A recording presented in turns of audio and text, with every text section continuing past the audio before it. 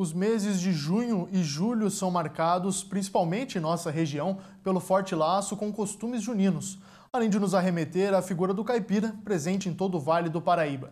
Diversas comidas típicas e músicas tradicionais também são atrações nas festividades e fazem parte da cultura caipira, tema do TV Câmara Entrevista de hoje.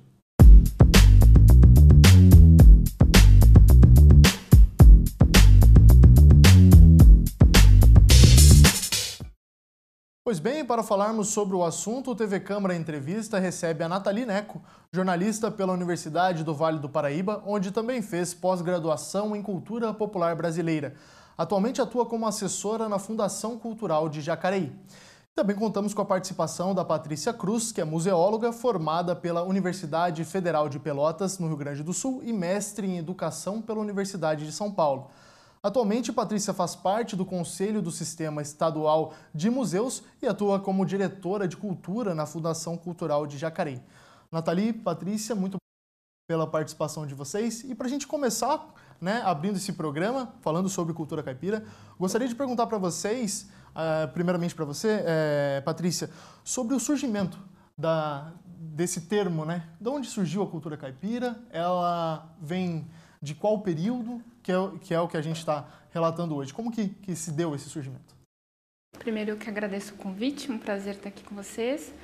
Bom, quando a gente pensa em cultura caipira, é muito importante a gente ter uma ideia mais de pluralidade, A gente está falando de culturas caipira também, caipiras, de um modo geral.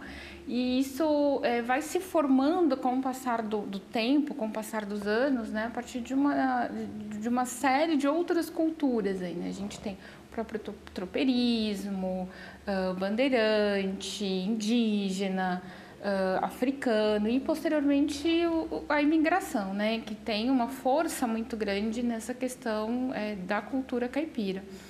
Então, a partir ali do início do século XX, a gente vê um fortalecimento disso, do que a gente entende hoje enquanto cultura caipira. E a gente, quando fala em cultura caipira, a gente está falando de uma série de coisas, A gente está falando de comida, a gente está falando de linguagem, os hábitos, que está muito ligado, assim, enraizados à nossa região. E falando de cultura caipira, gostaria agora de saber de você, Nathalie, quais cidades que a gente vê talvez essa cultura um pouco mais forte, ainda mais presente, poderíamos dizer assim, Com o passar dos anos a gente vê que a modernidade vem tomando conta de algumas coisas, mudando o costume, a vida das pessoas. E gostaria de te perguntar, então, quais a gente poderia, talvez aqui no Vale, ter mais esse reconhecimento com a cultura caipira. Primeiro, eu agradeço o convite de estar aqui com vocês. Bom, a cultura caipira, acho legal a gente falar também, que vem muito do que a Paty pontuou muito bem, e também de uma grande influência da vivência rural, do homem do campo e dos seus costumes. E aqui no Vale do Paraíba, a gente tem uma maioria de cidades construídas em volta dessa vivência rural. A gente tem muito forte a agricultura, os próprios costumes, os festejos e tudo mais, que se dá nessa construção dessa cultura dita caipira. Poderíamos falar do Brasil todo, do estado todo, até tem uma linha de pesquisa dentro da Universidade de São Paulo que fala que a cultura caipira ela é a gênese da identidade paulistana. Então, são pesquisadores que são realmente dedicados a essa questão da cultura caipira como uma das nossas principais bandeiras no estado de São Paulo, quando a gente fala de cultura e de costumes. Principais cidades, eu acho que é meio difícil a gente pontuar, mas assim, a gente está numa região em que o Vale do Paraíba, ele transborda essa questão do caipira. Então, a gente tem muito que aprender aqui sobre os nossos costumes, as nossas identidades, tradições, que envolvem todo esse repertório dito caipira, Sim. E, bom, para a gente continuar essa conversa sobre esse assunto, gostaria de te perguntar para vocês quais as principais características que a gente pode ver hoje em dia, com relação à música, à comida, o que ficou tido como dos caipiras, vindo deles, quais seriam os costumes que a gente consegue mais facilmente compreender sobre essa questão? Na gastronomia a gente encontra muito forte isso, né? A comida caipira ela tá muito carregada aí do milho, da farinha, do caldo, é uma comida muito mais caldenta, né? Então a gente tem exemplares aí muito interessantes como o afogado em São Luís do Paraitinga, o nosso próprio bolinho caipira aqui em Jacareí. Então assim, são comidas que levam então o caldo e a farinha, né? A farinha ela tá muito presente, o milho tá muito presente, né? Justamente por conta também disso que a Nathalie trouxe, essa relação aí com a agricultura, né? Então a gente consegue perceber isso muito na nossa gastronomia. Mas também na linguagem, né? Na linguagem, o modo de falar também muito característico, né? O som do R, algumas trocas aí das palavras, então é muito característico desse caipirismo, né? Não de um modo pejorativo, mas referente a toda essa identidade. Hoje a gente já não identifica mais na vestimenta, né, nenhum traço mais da cultura caipira. Mas, assim, por exemplo, quando a gente trata de festas, né, nas festas a gente consegue perceber muito isso, que nem aquela ideia da caipirinha e do caipira, né, que as crianças vão para a festa junina com aquela indumentária, que é muito também característica aqui da nossa região e subindo aí pro norte do estado, enfim. Então, que você vai para outras regiões do Brasil, você já não encontra tão forte essa questão nas festas dessas indumentárias, né? Quais outros características a gente pode ver, né? Porque você realmente citou várias e até gostaria também de comentar sobre o bolinho, né? Que a gente está aqui em Jacareí, a gente sabe que o bolinho é patrimônio imaterial da cidade, né? Faz Jacareí ser reconhecida, né? Como um dos locais, né? Que tem mais forte essa presença, a produção, né, a venda dessa iguaria da nossa região, né? E você poderia também comentar um pouquinho, Patrícia e também Nathalie, sobre a importância do bolinho. Acho que é bacana a gente frisar que nos arraiais daqui não pode faltar o bolinho, né? Isso é bem interessante, tanto de Jacareí, né, que tem uma receita própria, né, que é a farinha de milho branca e a carne suína. Mas essa ideia de encontrar o bolinho, né, pra gente não tem festa junina, se você vai não encontra um bolinho caipira, e tem o seu grande acompanhante aí que é o vinho quente e o quentão. E você vai em outras festas, em festa junina, tem todo esse mesmo ideal, né, da alegria, de comemorar o mês, enfim, e não encontra um bolinho caipira e seu amigo vinho quente. E isso causa estranheza para quem sai do Vale do Paraíba, causa uma estranheza imensa, porque é da nossa identidade, né? E o bolinho caipira, ele é realmente uma questão social, né? Ele é uma iguaria socializadora, que a gente chama, né? Porque ele tem muito isso, é o comer junto. Raramente você vai pegar um bolinho, uma outra bebida junto e vai estar sozinho. Não, isso é feito em grupo, né? Você vai estar fazendo isso com outras pessoas, conversando com a família. Enfim, está muito relacionado a isso. E em Jacareí tem um outro detalhe, né? O bolinho caipira, ele não é só da festa junina. Você encontra o ano inteiro, tem famílias fazendo, é comida da casa, né? Então, a gente identifica isso muito forte na cidade, que é a comida de final de tarde. Então, a avó faz, a mãe faz, a criançada vai para dentro para comer, depois volta para brincar na rua, tem muito essa relação. Então, está muito ligada a isso também aqui na cidade, né? O estar na família. E para você, Nathalie, com relação também ao bolinho, acho que seria bacana a gente conversar, porque você como assessora e também da Fundação Cultural, né? Acho que a Fundação sempre faz, né, todos os anos também, eventos nesse período do ano que enaltecem a importância do bolinho, que fomentam o comércio local do bolinho. O que você pode falar também sobre as atividades também, né, da Fundação com relação a essa iguaria da nossa cidade? Eu acho que a Fundação Cultural de Jacareí, junto com a Prefeitura, né, tem um papel muito importante em reconhecer essa iguaria como o patrimônio da cidade, né? Então, a gente está falando de uma cultura caipira que ela vai mais além, que a gente consegue levar para as gerações e fazer com que essa tradição seja mantida, né? A gente fala muito sobre salvaguardar.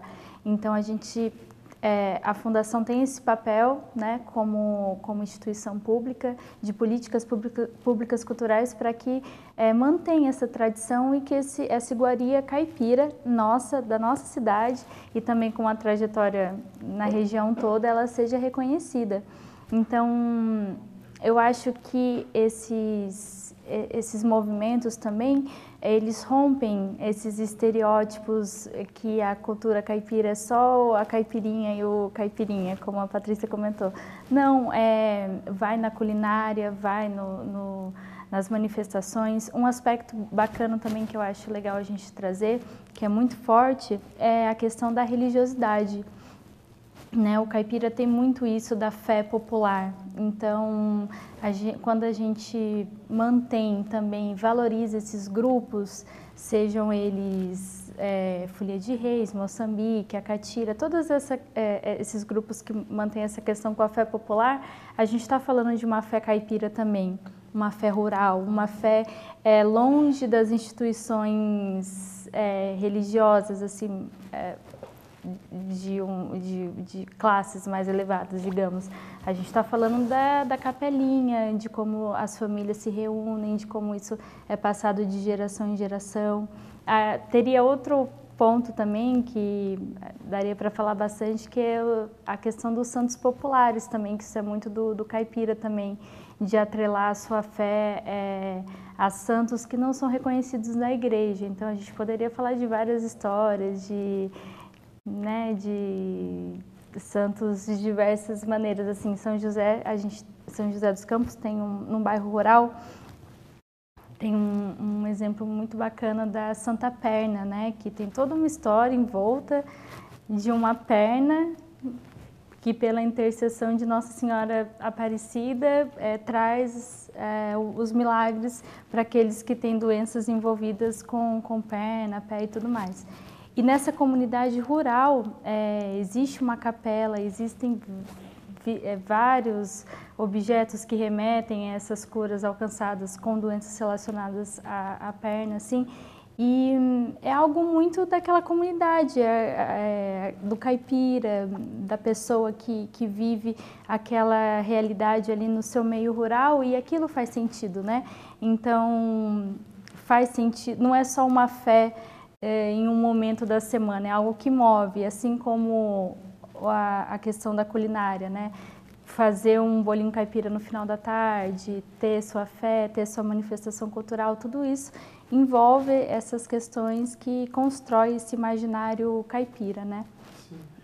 Uma coisa bacana que você comentou é porque a gente partiu falando, né, das ações também da Fundação Cultural, e aí nesse mês de junho, né, e também pega um pouco de julho, a gente vê muitos arraiás, né, promovidos pelas igrejas, quermesses aqui da região, não só de Jacareí, Paraibuna, Santa Branca, São José dos Campos, e eu gostaria de perguntar para vocês, por que nesse mês especificamente, né? Também acredito que possa ter alguma coisa a ver com a religiosidade no sentido de dia 24 de junho ser o mês de São João, né, que geralmente também ele é o celebrado nas quermesses, né, nas músicas dessas tradicionais. Gostaria de saber de vocês, assim, qual que é essa ligação com esse mês específico.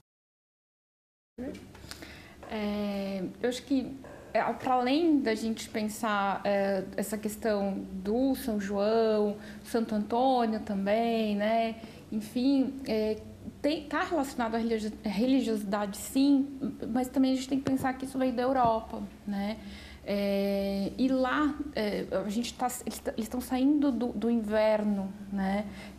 Chegando na primavera, então é um momento de se comemorar, né? Então, ligado aí a festas pagãs de muito tempo atrás, né? Então já é uma tradição fazer festas nesse período.